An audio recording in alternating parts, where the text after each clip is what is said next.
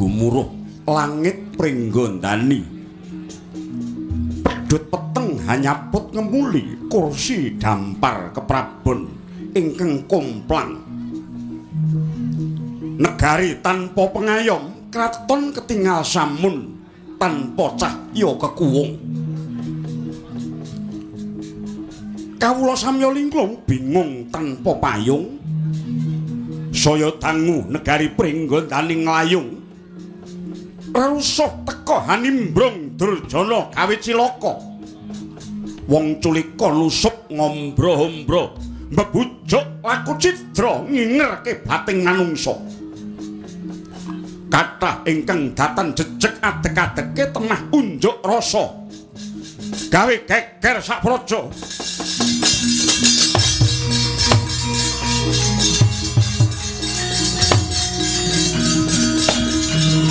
yo maju yo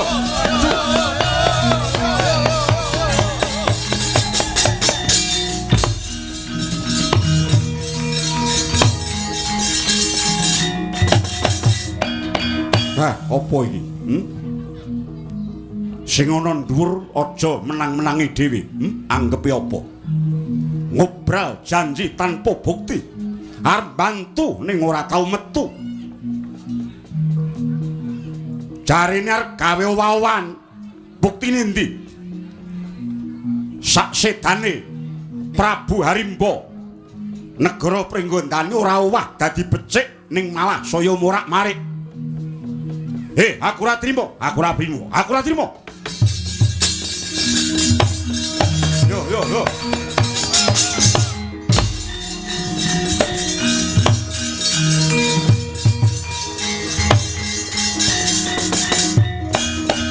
Wah, pancen ora nganggo utek, hukume ora jejeg.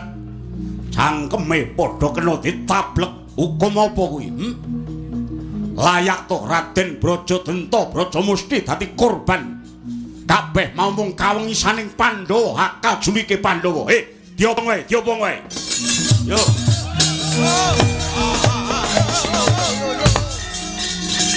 Yo.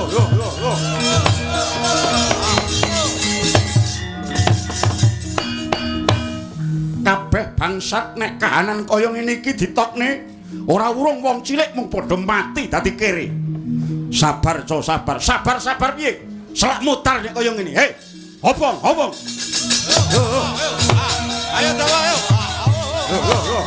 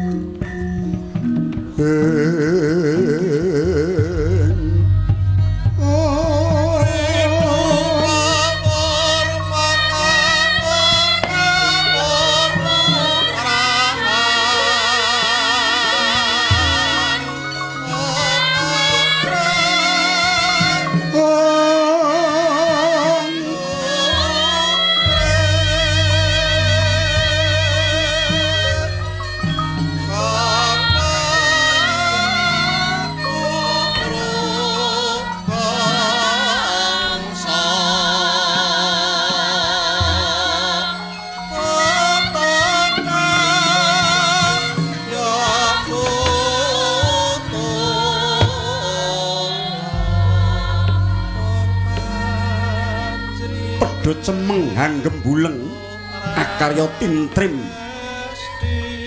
mahanani kuwur baliwuring raos risang harya tetuka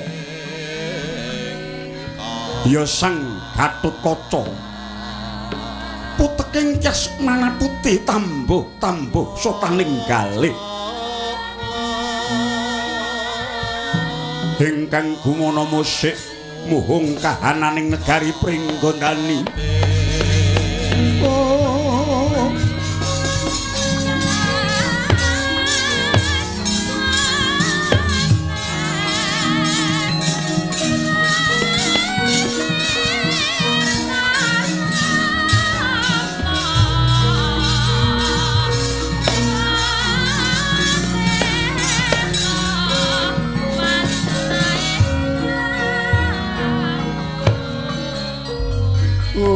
Anakku ngel Dut. Kowe aja sedih ya Dut. Kakapono lenakon iki kowe aja susah ya Le. Sing diarep-arep wong sak negara kuwi wong sliramu nak.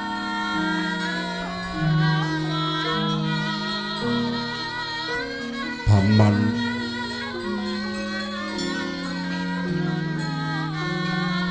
negari pringgondaning kados mekaten kawontenanipun rinten dalu mboten wonten ingkang kula raosaken kejawi namung penandhanging para kawula. Kula rumaos lepat paman. Kula ingkang anjalari sedanipun paman Brajadenta mewah paman Brajamusti. Kula badhe sumusul.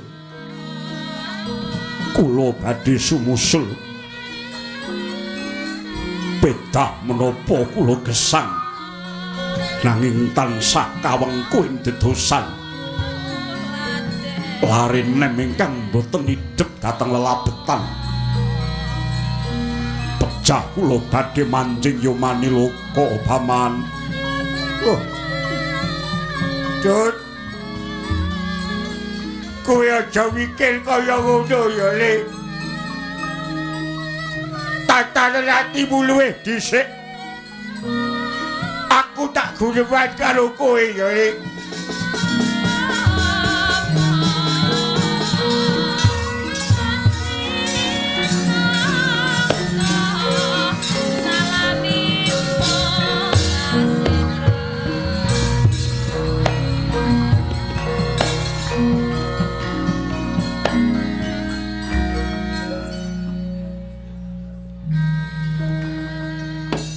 Hanjrahing geng puspitarum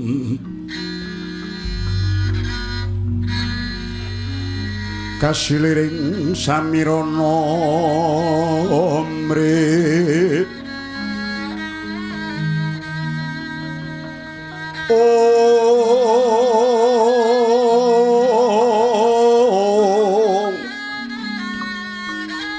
sekar kadung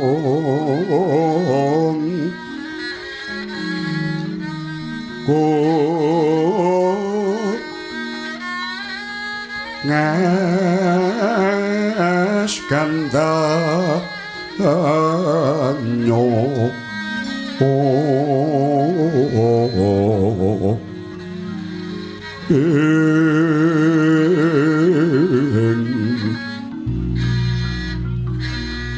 mawe ranas renaning triya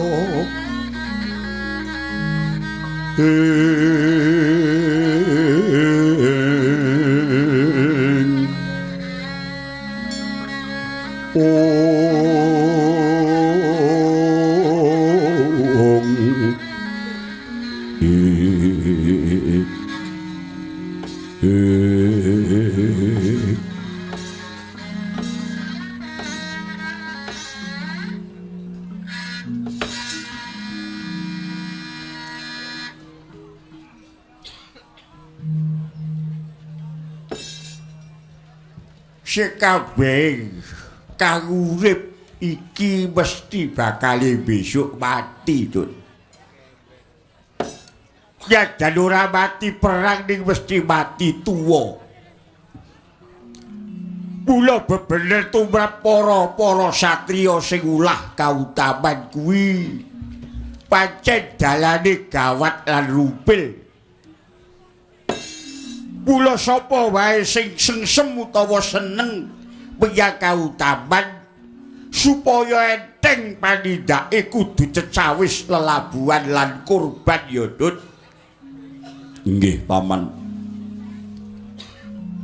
Wujuding kurban rasa pangrasa solah tenaga brana ganti tekan jiwa ragane sing diudhakake kanggo nusa bangsa lan negarane Dut.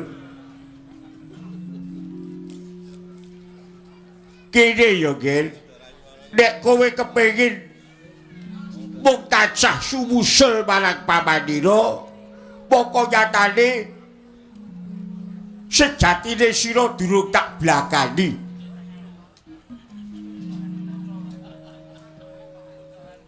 Nadato sekawit Kakang Brajadenta nalika iku balela beguguk Kutawaton gajah lan bodan tanpa ratu. Lan ora trima rerasan kang sumebar yen to kowe besuke bakal diwisuda madheg ratu ning Pringgondani. Nalika iku nganti anjalari wis guling atine Kakang Brajadenta satemah gawe utran-utran. Tut. Nadato pepundhenmu ya bapa pamanmu teka pati merga mati sampyuh. Nanging sejatine kuwi durung mapan ana ing kasuwargan durung mulih mula-mulanira. Patine Kakang Brajadenta lan Brajamusti wis manunggal sajiwa kelawan sira. Manjing ana epek-epek ira merga iku. Biyen-biyene dumadi saka Aji Brajadenta lan Brajamusti. Peparinge mbahmu Sinuwun Prabu Pandhudewanata marang murid kinasihe ya kuwi wong tuaku Prabu Tremboko. Mula jeneng wis trep peparing saka mbahmu saiki bali menyang putune, Ger.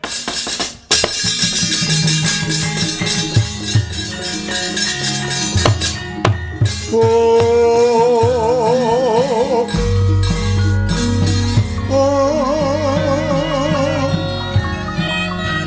narasing resanan pun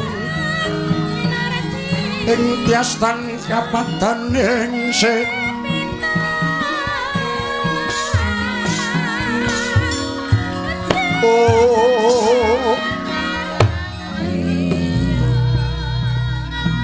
Paman sanget mboten nginten bilih Paman Harya Brajadenta mewah Brajamusti sedanipun sampun manunggil kaliyan ingkang putra pun Gatotkaca. Malah bisa nyembuh daya kekuatanmu ya, Ger. Ngaturaken kenging panuwun Paman. Sayektine ngene ya, Ger. Besok lakuning sukma sing wis ngocati raga kuwi pancen mung kali nampani woing penggawene duk nalika uripe ana ing alam padhang. Kabeh pakarti bener luput ala becik kuwi wis ditindakke ana donya ning ana kalane mengko bakal nampa apa ingkang dadi tuwindake. Inggih. Mugi-mugi Paman Harya Brajadenta miwah Brajamusti ingkang sampun manunggil kaliyan ingkang putra anyembuh daya kekiyatan miwah kasantosan kula Paman. Inggih namung wontenipun kula namung tansah nandhang sisaing manah inggih labet kawontenan negari Pringgondani. Saksedanipun Paman Brajadenta miwah Brajamusti mboten mendha nanging saya ndadra Brahmacara ingkang damel resak ngantos bingung menapa ingkang kedah kula tindakaken Paman. Langkung-langkung kula tansah dipun dawuhi dening Kanjeng Rama Kyai Werkudara menapa dening Kanjeng Ibu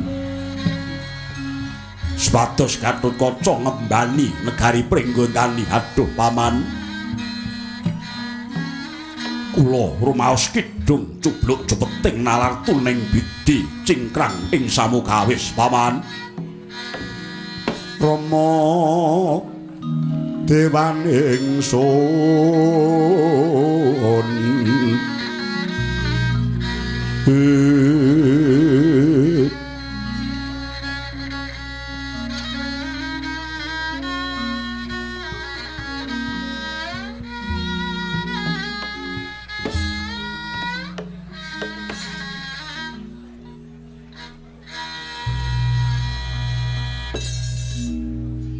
jaluk aja cilik atimu ya, Le.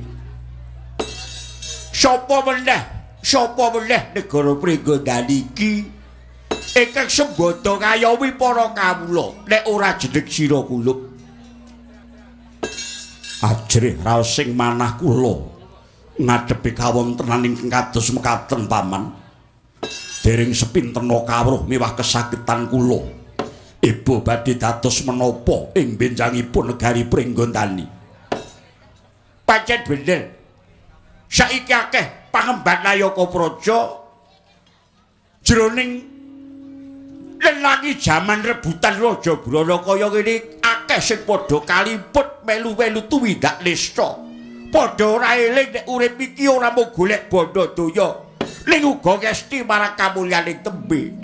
Aku yo gumun setahun jebleng serendhek. Wong-wong Pringgondani saiki kok dadi kaya ngene.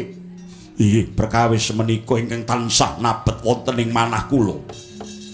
Mila paman dinten menika kula badhe kesah sak paran-paran. Ciptaning manah kula namung kepengin ngupaya pepadang. Kaunana windanana kula mboten badhe wangsul dhateng negari menawi dereng saged pikantuk pitedah murih dados colok oboring lampah kula anggen kula sembada momong para kawula paman. Dirikata sang Gatotkaca Kinon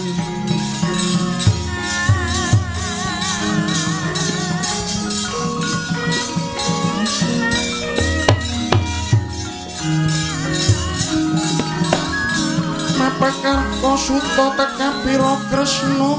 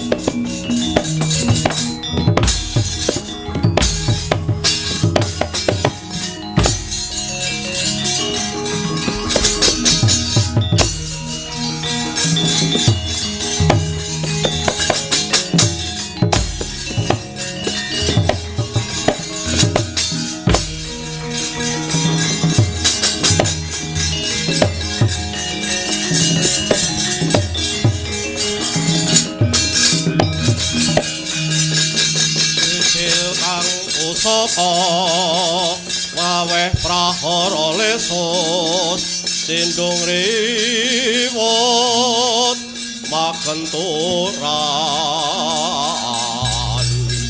mawatu kelap umop kang salatri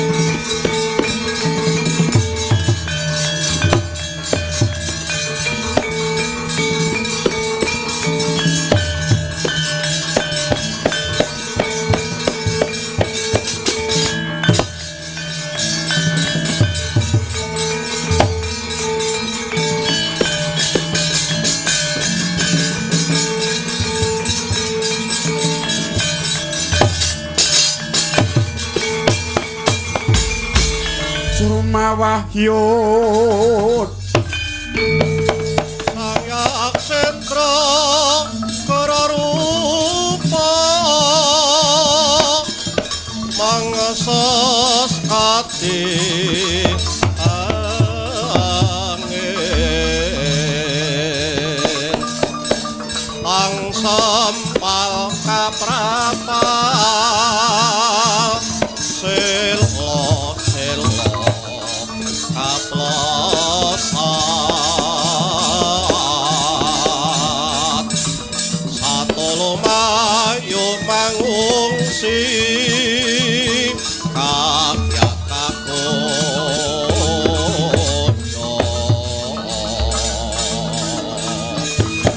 kang joko-joko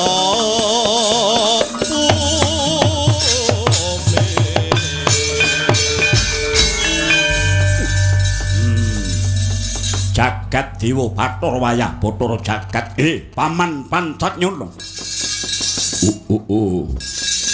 kula wonten pangandika ingkang adhawuh amijingkeng pamaning kepatihan nggih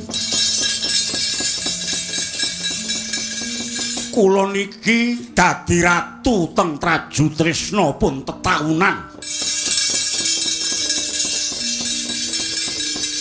kula niki ratu nanging kula niki tasih tedhak turuning dewa kenging napa surem kekuwing negari Trajutrisna wiwit nalika semanten Sor Prabawa kaliyan Pringgondani ingkang nyatanipun namung saeyuping payung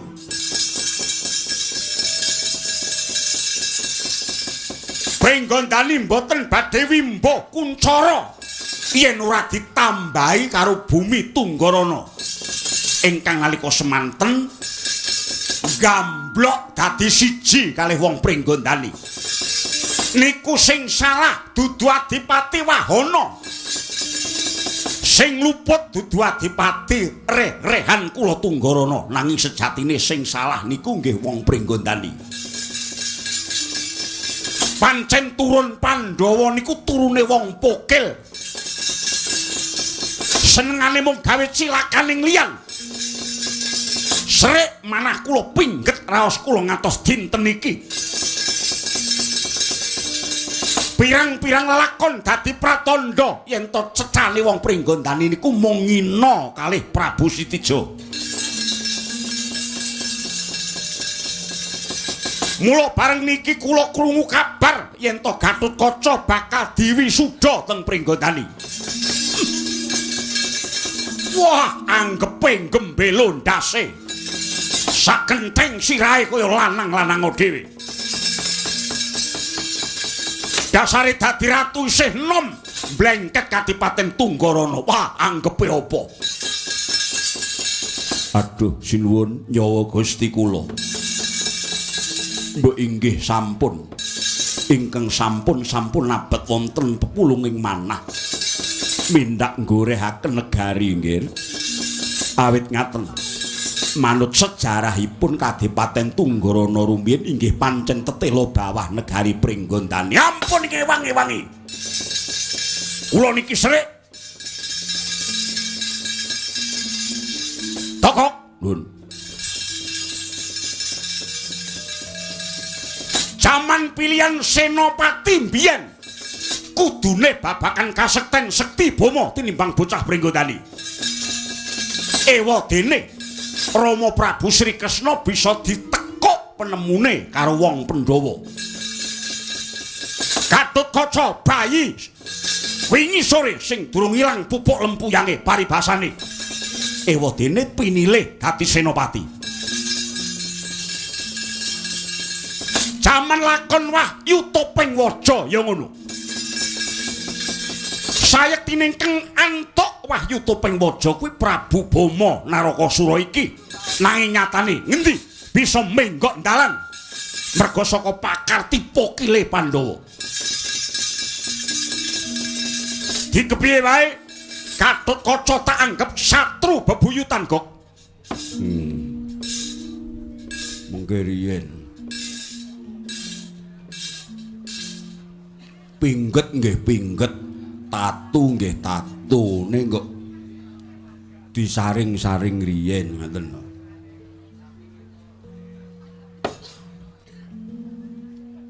Sak ngertos kula, Pandhawa sak tedhak turune niku mlakune mung ten garis kautaman. Mboten nate kok gawe tunaning liyan niku mboten enten critane. Lah Paduka piyambak sing mlaku mboten bener kok. Ora bener kon ngendi? Pun, mengke nek kula muni ndak di guwak saking ngriki cilaka.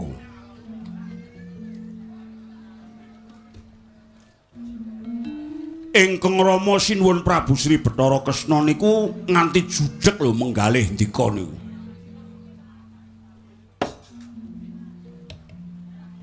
Mongko sejatinipun ingkang Rama Sinuwun Ndarawati menika ageng katresnanipun dhateng Paduka Sinuwun Prabu Bama. Nggih namung Paduka piyambak nyatanipun boten saged setya bekti dhateng ingkang Rama lan boten ngerti nek ditresnani tenan kalih Geng Rama. Pendak-pendak Paduka menika namung tansah damel gelanipun Sinuwun Prabu Kresna. Lah niku. Lah nanti parane mongko enten tetembungan anak molah bapa pradah niku pancen bener. Ning lak nek mradai polaing anak sing mlaku teng dalan bener. Lah wong sampeyan nungsang puyang kaya ngoten kok ken mradai. Upama kala mangsane Sinuwun Prabu Kresna njut menggok dalan nglabuhi kalih Pandhawa, sak anak-anake niku nggih memper. Lah wong anake dhewe mung gawe gelo mawon kok. Nah aku yang ngono. Pilih ngopeni anake wong. Anakku dhewe ora kena ditata. Sekolah ora lulus-lulus. Nek krungu mboke soto ndasmu ngono.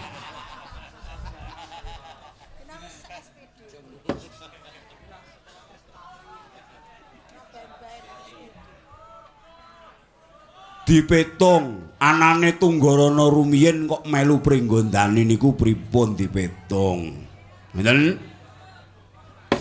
Duwe kawula niku nek mboten diopeni nggih kaya ngoten niku dadine. Lah niku mbiyen-biyene diblengket merga mung dijupuk suarane kok. Bareng pun dialap gawene diperes kabisane nggih pun mboten diopeni kaya ngoten niku dadine. Ha mestine nggih wegah no dadi kawula Tunggarana. Bawah negara Tradutresna nggih melu wong liya. Melu sing tentrem. Awong ning Tradutresna ora tau mulya. Mergi mriki niku nuwun sewu nggih.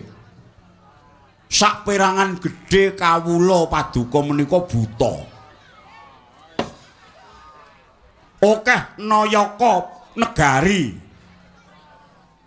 Paduka Sinuwun Prabu Bama niku nayaka sing jajalanan. Kathah punggawa sampeyan sing ndak nduk kaya buta sing boten niat niku. Mula negara sampeyan niku rasane kaya kiamat. Mboten aneh nek sanggon-nggon kebak wong sambat mboten kuat ngingoni batih kalian brayat. Kathah kawula sampeyan sing padha sekarat. Merga diapusi kalih punggawa Trajutresna sing nalare niku padha bejat. Ning sampeyan dadi ratu mboten waspada. Isine mung rasa gething keburu sengit. Ati sampeyan mangregeti dhewe kanthi tembung meri. Ampun sok meri kalian ketrima lan kabejaning tiyang sanes. Nek sampeyan dhewe mboten ngulir budi, Lah wong Gatotkaca entuk wahyu napa-napa Gatotkaca dijago dewa. Gatotkaca dadekke senopati sampeyan gething. Mongko sejatine niku waris dhewe.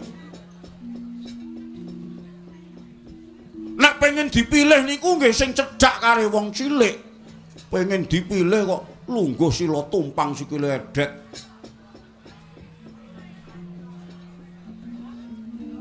Wah, gambare wae dipasang teng tlecek turut pasar.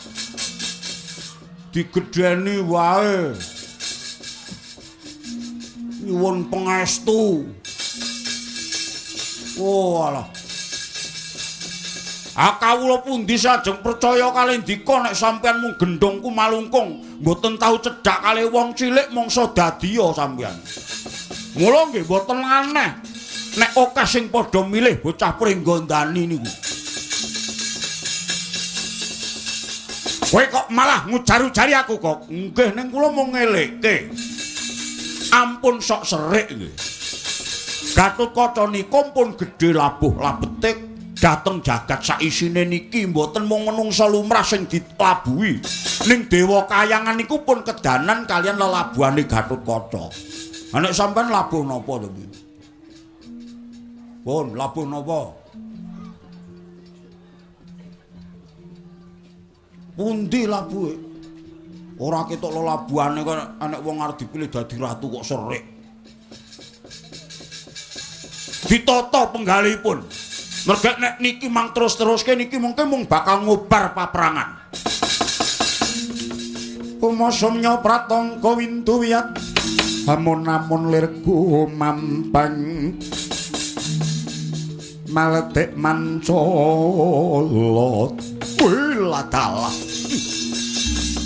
Prayoli binantang Paman Pancanyono kula wonten dawuh nggih Titi mangsa menika kula badhe sekuton kalian Paman Prabu Ngastina. Kula badhe sowan wonten ngersanipun Paman Jaka Pitana. Awit inggih namung kanthi margi menika badhe kasembatan sedya kula.